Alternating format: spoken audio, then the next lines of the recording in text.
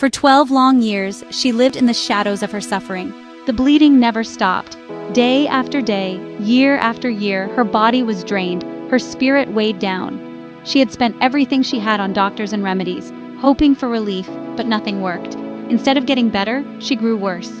In her culture, her condition meant more than pain, it meant separation. According to the law, she was considered unclean. That label followed her everywhere. She couldn't enter the temple to worship freely. She couldn't embrace her loved ones without passing on impurity. Imagine the loneliness. Imagine the looks, the whispers, the rejection. She lived as if exiled in her own home, marked by shame and exhaustion. But then she heard of Jesus. Stories of his power, his compassion, his miracles reached her ears. And in that weary heart, a spark of hope ignited. She thought to herself, if I can just touch his clothes, I will be healed. The day came when Jesus was surrounded by a great crowd. People pressed in from every side, eager to be close to him. Weak but determined, she stepped into that crowd. Each step cost her effort, but her faith pulled her forward.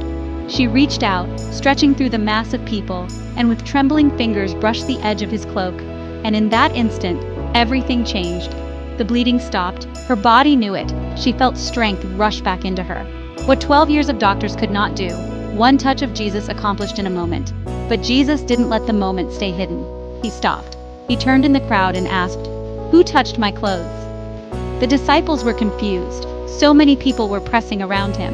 But Jesus knew the difference between casual contact and desperate faith. He waited, and she knew she couldn't remain silent. Trembling, she came forward and fell at his feet. With honesty, she told him everything, not only about her touch, but about her years of pain. And instead of rebuke, she received a blessing. Jesus looked at her and said, "Daughter, your faith has healed you. Go in peace and be freed from your suffering." With one word, he gave her more than physical healing. He restored her dignity, her place in the community, her peace with God. Her story still speaks today, because many of us carry wounds that no one else sees. We try solutions, spend our resources, exhaust our strength, yet the bleeding of the soul continues. Shame whispers that we are unworthy. Fear keeps us from reaching out. But this woman's faith shows us something eternal.